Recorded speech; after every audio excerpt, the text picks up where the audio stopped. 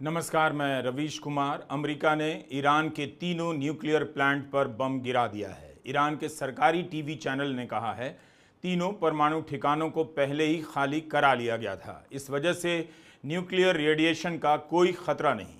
America ने बम तो गिराया है, लेकिन अभी यह साफ नहीं कि अमेरिका के बम गिराने से ईरान के परमाणु ठिकानों को कितना नुकसान पहुंचा है।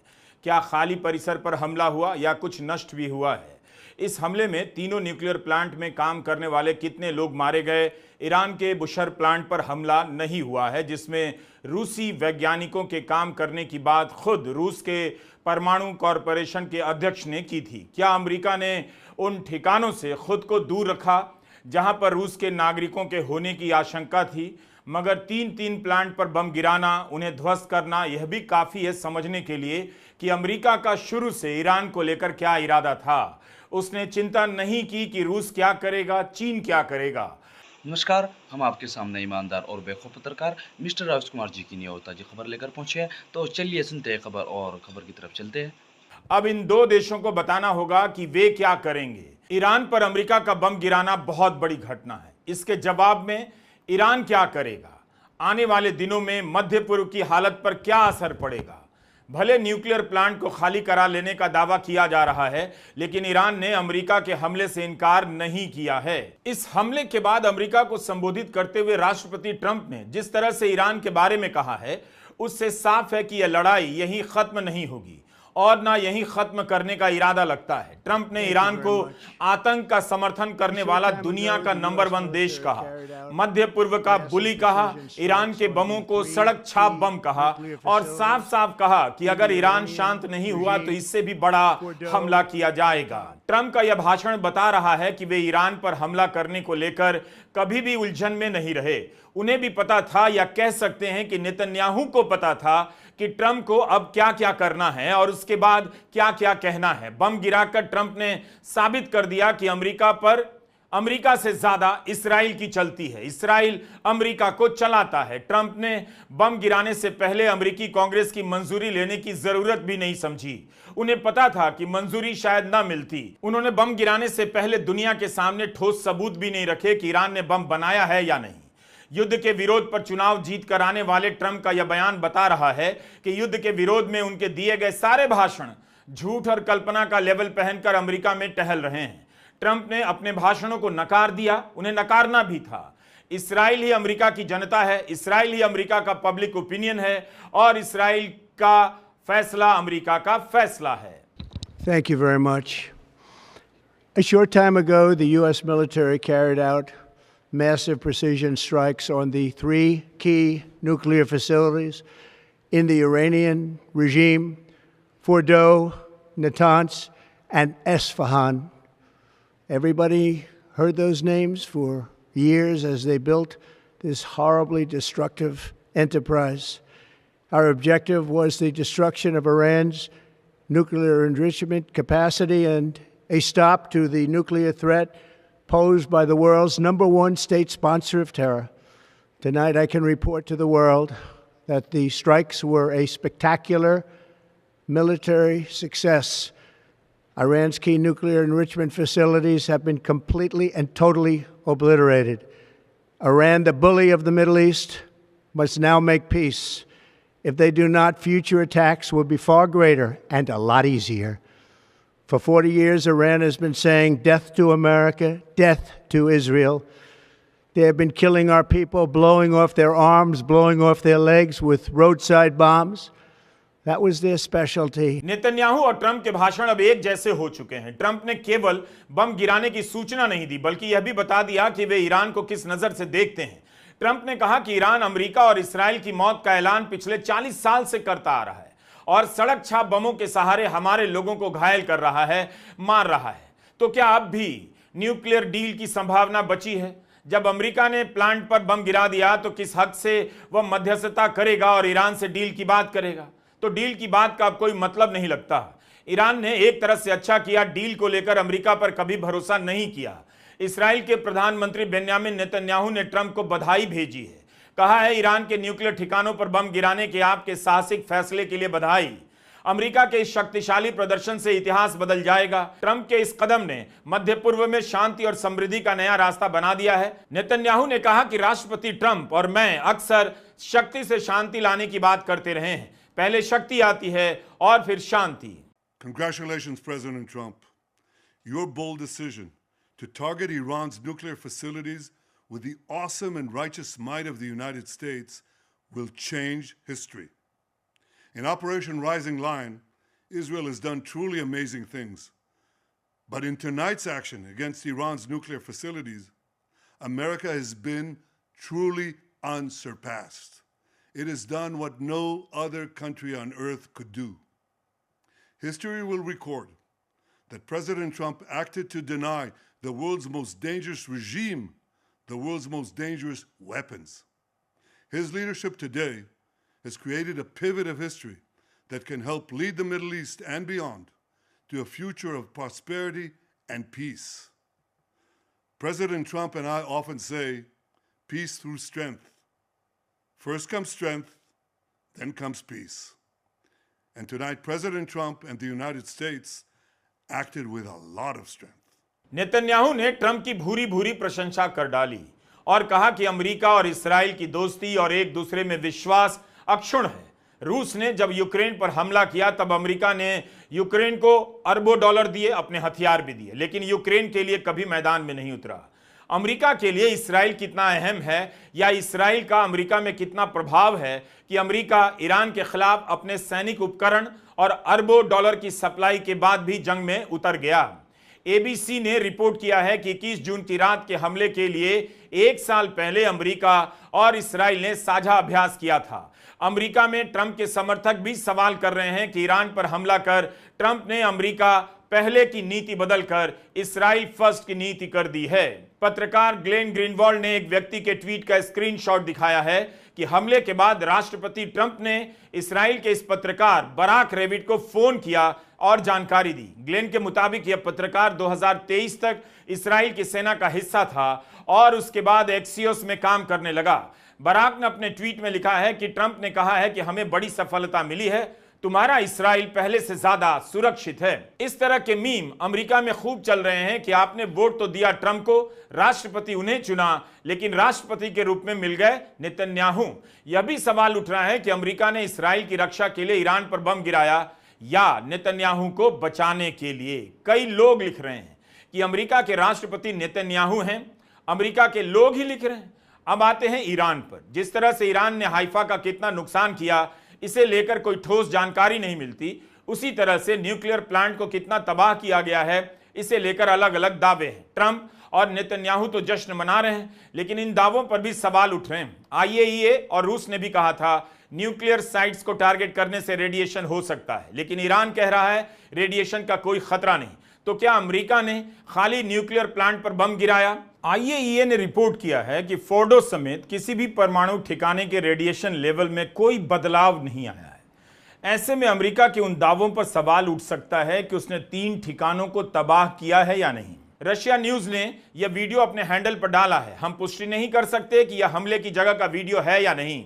ईरान के सरकारी टीवी ने कहा है कि फोर्डो को खास नुकसान नहीं हुआ है, प्रवेश और निकासी द्वार को नुकसान पहुंचा है। बड़ा सवाल फोर्डो को लेकर ही था। इसी जगह को टारगेट करने के लिए अमेरिकी बम वर्षक B-2 विमानों की क्षमता की बात होने लगी, क्योंकि फोर्डो के बारे में कहा जा रहा था कि अमेरिका के लिए इसे नष्ट करना आसान नहीं होगा। ईरान में केवल फोर्डो में ही परमाणु हथियार की शुद्धता वाला यूरेनियम पाया गया है। एक और न्यूक्लियर साइट है इस्फहान। इसके बारे में खबर है कि इसराइल ने भी पहले यहां 2 बार हमले किए हैं, अमेरिका ने तीसरी बार हमला किया।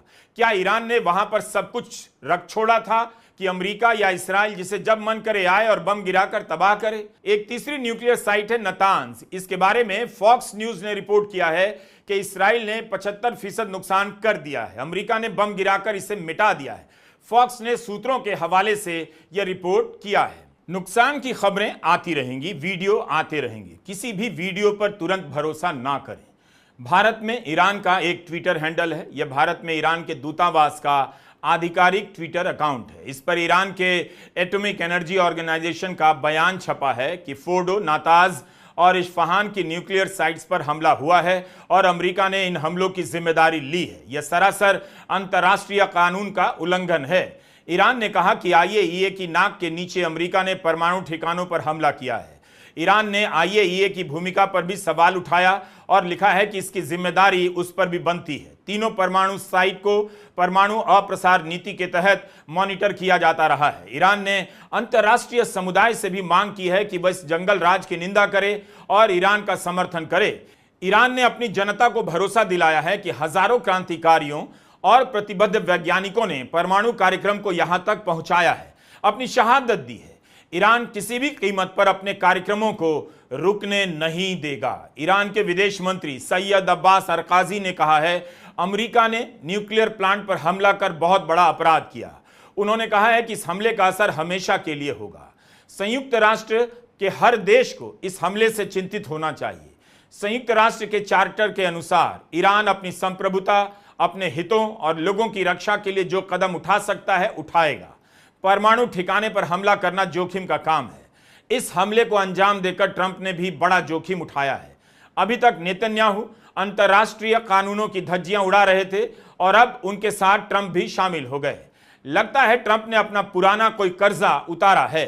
अमेरिका के विदेश विभाग के पूर्व प्रवक्ता नेड प्राइस ने कहा है कि इसे लेकर शक की गुंजाइश कम है कि ट्रंप ने कूटनीतिक बातचीत के लिए जो समय दिया था वो ईरान को बहलाने के लिए दिया था। उन्होंने सोचा होगा ऐसा कर ईरान को पूरी तरह से खतरे की संभावना से अनजान कर देंगे, मगर उन्होंने अमेरिका के लोगों से झूठ कहा और हमारे मित्र देशों से भी। पता चलता है कि कूटनीति का दूर दूर तक कोई चांस ही नहीं था। अब हम सब इस नतीजे के जिम्मेदार हैं। सबकी नजर स्ट्रेट ऑफ होर्मुज पर है। अगर ईरान ने इसे बंद कर दिया तो कई देशों में आर्थिक तबाही आ जाएगी। ईरान की तरफ से खबरें आ रही हैं कि स्ट्रेट ऑफ होर्मुज के साथ साथ रेड सी को भी बंद कर दिया जाएगा। ईरान ने इसे अमेरिका का हमला माना है, तो क्या वह मध्य पूर्व के अमेरिकी ठिकानों पर भी हमला करेगा या अपने हमले को इसराइल तक ही सीमित रखेगा? अमेरिका ने कहा था ईरान ने अमेरिका के नागरिकों को नुकसान पहुंचाया या उस इलाके में अमेरिका के ढांचों पर हमला किया तो जवाबी हमला करेगा। ट्रंप ने कूटनीति के लिए 2 हफ्ते का समय दिया, कहा 2 हफ्ते के बाद कुछ होगा, मगर अपनी सभी बातों से मुकरते हुए अमेरिका ने हमला कर दिया। अमेरिका के हमले की अगली सुबह ईरान ने इसराइल की राजधानी तेल अवीव पर मिसाइलों की बौछार कर दी। ट्विटर पर तेल अवीव के मोहल्लों में हुए नुकसान के वीडियो वायरल हो रहे हैं, जिनमें नुकसान दिखाई भी देता है। इसराइल ने कहा है कि ईरान की ओर से 10 मिसाइलें दागी गई हैं।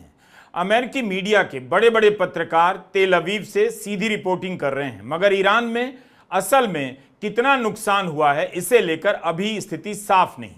ईरान के प्रेस टीवी ने इसराइल के नक्शे पर अमेरिका का झंडा बनाकर यह तस्वीर ट्वीट किया है और सवाल किया है कि क्या अमेरिका के हमले के जवाब में ईरान अमेरिका के सबसे बड़े सैन्य बेस पर हमला करेगा।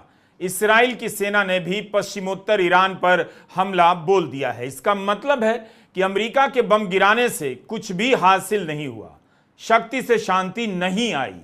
ईरान और इसराइल के बीच जैसे चल रहा था वैसे ही युद्ध जारी है। ईरान अभी भी यूरोप के नेताओं से मिल रहा था, खाड़ी के देशों के माध्यम से युद्ध विराम की कोशिश की बात कर रहा था, मगर अमेरिका ने दिखा दिया कि वह उस युद्ध में इसराइल के साथ है जो नेतन्याहू दशकों से लड़ना चाहते हैं। ईरान के सरकारी टीवी ने कहा है कि शुरुआत अमेरिका ने की, खत्म हम करेंगे। इस तरह की खबरें छप रही हैं कि ईरान ने कहा है कि मध्य पूर्व में हर अमेरिकी सैनिक ठिकाने और अमेरिकी नागरिकों को टारगेट करेगा। सरकारी टीवी पर अमेरिका के सैनिक ठिकानों का नक्शा भी दिखाया जा रहा है। ट्रंप ने भी सोशल मीडिया पर लिखा है, अगर ईरान ने अमेरिका के खिलाफ कोई भी कदम उठाया तो आज की रात से ज्यादा बड़ा हमला किया जाएगा। यमन ने कहा है कि वह अब आधिकारिक रूप से युद्ध में उतर रहा है, अपने समुद्री जहाजों को जिसे भी बचाना है बचा ले। रूस और चीन ईरान का साथ देने का इशारा करते रहे हैं। सवाल है कि क्या इशारे से भी आगे बढ़ेंगे। यह भी खबर आई कि ईरान के न्यूक्लियर प्लांट को रूस की मिसाइलें सुरक्षा देती हैं। रूस और चीन ईरान के लिए शायद ही उस तरह से आगे आए जैसे अमेरिका इसराइल के लिए आया है। ट्रंप ने नेतन्याहू से अपनी दोस्ती का वादा पूरा कर दिया, लेकिन क्या पुतिन और शी जिनपिंग ईरान से दोस्ती का वादा पूरा कर पाएंगे, या ऐसी कोई दोस्ती ईरान और रूस, ईरान और चीन के बीच है भी? यह इस पर निर्भर करेगा कि अमेरिका के हमले के बाद मध्य पूर्व से किसी बड़े युद्ध की शुरुआत होती है या नहीं। तब तक यह मानकर चलिए कि रूस और चीन का जिक्र ऐसे हमलों के वक्त केवल आर्टिकल की खाली जगहों को भरने के लिए किया जाता है। इस सब में अरब देशों की कोई भूमिका नहीं है। गजा पर जब इसराइल ने हमला किया और इतना बड़ा नरसंहार किया, तब भी किसी की कोई भूमिका नहीं थी। अरब देश शांति की अपील करेंगे, हमले की निंदा करेंगे, लेकिन इससे ज्यादा बात आगे नहीं बढ़ेगी। अगर ईरान ने अमेरिकी ठिकानों पर हमला किया तो अरब देशों में अमेरिका के अड्डे ईरान पर हमले के काम आएंगे। जॉर्डन के बारे में रिपोर्ट होता रहा है कि वह ईरान की मिसाइलों को रोक रहा है। यह भी रिपोर्ट आई है कि सऊदी अरब के प्रिंस सुल्तान एयरबेस पर अमेरिका के जेट और टैंकर खड़े हैं। तो अरब देश इस पूरे मामले में किराए के प्लेटफॉर्म बन गए हैं। अमेरिकी मीडिया संस्थान CBS ने सूत्रों के हवाले से रिपोर्ट किया है कि अमेरिका ने ईरान को हमले के बाद संदेश भेजा है कि उसके हमले सिर्फ ईरान के परमाणु ठिकानों तक सीमित हैं और अमेरिका सत्ता परिवर्तन नहीं चाहता है। टाइम्स ऑफ इसराइल ने भी इस खबर को रिपोर्ट किया है। लिखा है कि इसे टकराव को कम करने की कोशिश के रूप में देखा जा रहा है। संयुक्त राष्ट्र के महासचिव अंतोनियो गुतेरेस ने ईरान पर अमेरिका की बमबारी की निंदा की है। कहा है कि इससे पहले से ही चिंगारी पर बैठे इस इलाके में युद्ध भड़क सकता है, नियंत्रण से बाहर हो सकता है। गुतेरेस ने सदस्य देशों से शांति बनाए रखने की अपील की है, अंतर्राष्ट्रीय कानूनों का पालन करने के लिए कहा है। सवाल है कि किस कानून के तहत अमेरिका ने हमला किया। IAEA की कोई रिपोर्ट नहीं थी कि ईरान हथियार बना चुका है। अमेरिका की खुफिया एजेंसियों की रिपोर्ट नहीं थी कि ईरान के पास बम है। ईरान इनकार करता रहा। अभी बहस चल रही थी कि बम होने के सबूत हैं या नहीं। अमेरिका ने बम होने की संभावना के नाम पर बम गिरा दिया। आप देख सकते हैं कि तर्क की जगह ताकत का जोर है। बात गलत सही की नहीं है, बात अमेरिका की है, इसराइल की है। अमेरिका के ही कई सेनेटर और रिप्रेजेंटेटिव राष्ट्रपति ट्रंप पर सवाल उठा रहे हैं कि उन्होंने किसी दूसरे देश पर हमला करने से पहले कांग्रेस से मंजूरी नहीं ली। कई प्रतिनिधियों ने कहा है कि यह अमेरिका के संविधान का उल्लंघन है। भारत में ऐसे वक्त में सवाल उठाने वाले को देशद्रोही कहा जाता है। मुझे भी नहीं पता कि बीजेपी के करोड़ों समर्थक, बीजेपी के समर्थकों के अलावा बाकी जनता जो इसमें ट्रेन हो चुकी है कि राष्ट्रीय सुरक्षा के मसले पर सवाल नहीं करना चाहिए, वो इन खबरों को कैसे देखेगी? क्या वह समझ भी पाएगी कि हमला करने की खबर के आते ही अमेरिकी कांग्रेस और सेनेट के कई सारे सदस्य ट्रंप पर महाभियोग चलाने की बात करने लगे, बम गिराने की निंदा करने लगे। कांग्रेस की रिप्रेजेंटेटिव मार्जोरी टेलर ग्रीन ने कहा कि जब भी अमेरिका महान बनने के करीब होता है, हम किसी विदेशी जंग में शामिल हो जाते हैं। अगर नेतन्याहू ने ईरान पर बम नहीं गिराया होता तो इसराइल की जनता पर बम नहीं गिर रहे होते। इसराइल एक परमाणु हथियारों से संपन्न देश है, यह हमारी लड़ाई नहीं।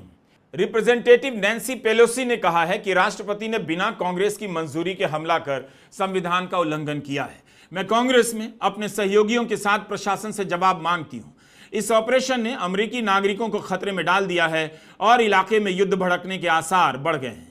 एक और रिप्रेजेंटेटिव है शॉन कास्टन, उन्होंने भी आलोचना की है। कहा है कि यह हमला परमाणु हथियार है या नहीं, इसे लेकर नहीं है। अमेरिका के किसी भी राष्ट्रपति ने ऐसे किसी देश पर हमला नहीं किया जिसके तुरंत परमाणु बम बना लेने का खतरा ना हो, वह भी बिना कांग्रेस की मंजूरी के। यह साफ साफ अपराध है। कांग्रेस की एक और सदस्य अलेक्जेंड्रिया ओकासियो कोर्टेज ने सार्वजनिक तौर पर कहा कि बिना कांग्रेस की मंजूरी के ईरान पर बम गिराना संविधान का उल्लंघन है। युद्ध को लेकर कांग्रेस को जो अधिकार मिला है उसका उल्लंघन है। इसी आधार पर राष्ट्रपति ट्रंप के खिलाफ महाभियोग लाना चाहिए। भारत में गोदी एंकर ही कूद पड़ते। आपने आलोचना कैसे कर दी? राष्ट्रीय सुरक्षा का वक्त है, आपने प्रधानमंत्री मोदी से सवाल कैसे पूछ दिया? हिंदी प्रदेश की जनता को जानना चाहिए कि गोदी मीडिया ने कई बड़े सवालों पर चुप्पी साधी और पूछने पर ही उल्टा जनता और विपक्ष पर हमला बोला। नतीजा क्या निकला आज तक किसी को पता नहीं। पहलगाम में हमला करने वाले आतंकी कहां हैं, कौन थे? उससे पहले और सबसे पहले पहलगाम में सुरक्षा में इतनी बड़ी चूक कैसे हो गई? Representative Marjorie Taylor Greene Trump के अभियानों की समर्थक रही हैं। देखिए कि युद्ध के विरोध को लेकर कितनी मुतमईन है कि इस वक्त भी युद्ध के खिलाफ बोल रही हैं। उन्हें जो गलत लगता है गलत बोल रही, बल्कि जब कांग्रेस की सदस्य ओकासिया ने ट्रंप की आलोचना की तो टेलर ग्रीन ने उन्हें सुना दिया कि यह आपका दोहरापन है। आपने यूक्रेन युद्ध को फंड करने के लिए वोट किया, बाइडेन के फैसले का साथ दिया। आपको युद्ध का विरोध करने का कोई नैतिक अधिकार नहीं है। यही नहीं, ट्रंप के एक समर्थक हैं और मशहूर समर्थक हैं स्टीव बैनन। इन्होंने भी ईरान पर बम गिराने को लेकर कूद कूद कर स्वागत नहीं किया है। कहा है कि अमेरिका को फिर से महान बनाने के कई समर्थकों को अच्छा नहीं लगा है। राष्ट्रपति ट्रंप को अपने समर्थकों से बात करनी पड़ेगी। उनके बहुत से समर्थक इस्राएल के समर्थक हैं, लेकिन तब भी वे युद्ध नहीं चाहते। जब हमारी चॉइस नहीं थी तो हम इस युद्ध में क्यों शामिल हुए? स्टीव बैनन का कहना है कि उन्हें नहीं पता कि अमेरिका की खुफिया एजेंसी CIA और इस्राएल की खुफिया एजेंसी मोसाद में कैसे फर्क किया जा सकता है। दोनों एक हो चुकी हैं। तो एक तरफ ट्रंप मनमानी कर रहे हैं, इस्राएल के दबाव में आ गए हैं, दिख भी रहा है, दिखाया भी जा रहा है कि इस्राएल अमेरिका को चलाता है। फिर भी उसी अमेरिका में लोग इसी वक्त खुलकर बोल रहे हैं। सेनेटर बर्नी सैंडर्स ने तो कहा है बेन्यामिन नेतन्याहू अमेरिका के राष्ट्रपति नहीं हैं। ईरान पर बम गिराने के तुरंत बाद उन्होंने अपना बयान जारी कर दिया। क्या आप कल्पना कर सकते हैं अगर भारत का कोई सांसद, विपक्ष का कोई सांसद इस तरह से निंदा कर देता या सवाल उठाता तो क्या होता? This is a statement from Donald Trump, quote, "We have completed our very successful attack on the 3 nuclear sites in Iran," etc.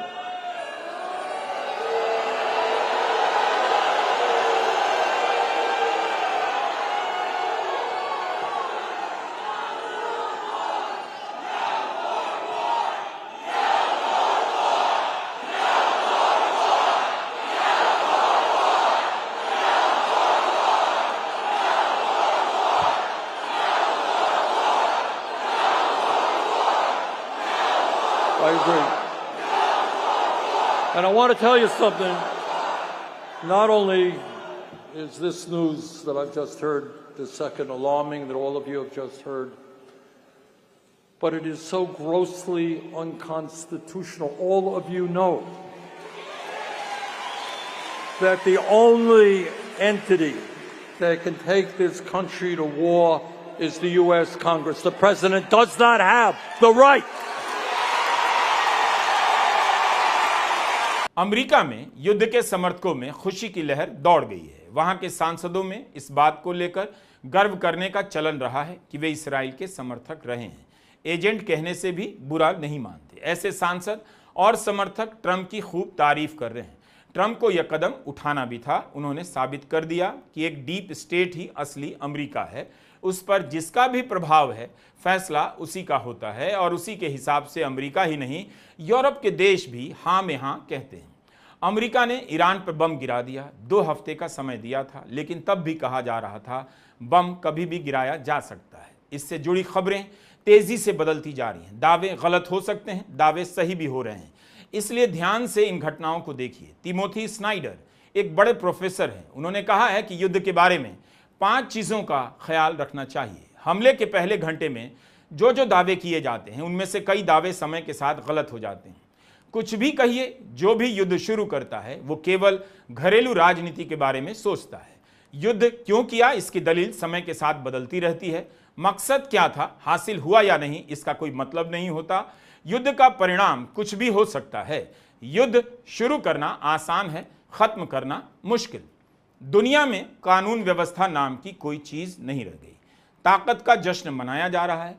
मध्य पूर्व का भविष्य कैसा होगा, वैसे उसका वर्तमान ही कैसा है। मध्य पूर्व के देश कई देशों का अखाड़ा बन चुके हैं। उन्हें सोचना होगा कि उनकी जमीन कब तक इसराइल और अमेरिका के सैनिक उद्योगों के मुनाफे के काम आती रहेगी, और जनता को बेवकूफ बनाने के दोनों देश अपने अपने देश को ग्रेट बना रहे हैं। कहा जाता है कि इस इलाके से तीसरे विश्व युद्ध की शुरुआत होगी। इसकी संभावना लगती नहीं। इसके लिए जरूरी है कि मध्य पूर्व के तमाम देश ईरान के लिए अमेरिका के खिलाफ जंग में उतरें या चीन या रूस का साथ दें। तभी कई देश आमने सामने होंगे और उसका स्वरूप विश्व युद्ध जैसा होगा। ऐसा होना फिलहाल मुमकिन नहीं लगता। जंग ना हो यही अच्छा है, लेकिन जंग तो हो रही है। ईरान और इसराइल के बीच हो रही है, जिसे इसराइल ने शुरू किया और अब अमेरिका कूद पड़ा है। क्या इस इलाके में बड़ी जंग होगी? हर बार कहा जाता है ना हो तो अच्छी बात है। जंग बड़ी हो या छोटी हो, जारी तो है ही। गजा में जो नरसंहार चल रहा है, उससे बड़ी जंग क्या हो सकती है? हर दिन वहाँ के लोगों पर बम गिराए जाते हैं और मारे जाते हैं लोग। 21 जनवरी को यूरोप के कई देशों में हजारों हजार लोगों ने गजा में जारी नरसंहार को रोकने के लिए मार्च किया है। नमस्कार, मैं रवीश कुमार। उम्मीद करता है आपको खबर पसंद आई होगी। अगर आपको खबर पसंद आई हो तो हमारे चैनल को लाइक एंड सब्सक्राइब करें और हमें कमेंट करके ज़रूर बताएं। तो चलिए मिलते हैं नेक्स्ट वीडियो में, जब तक के लिए जय हिंद।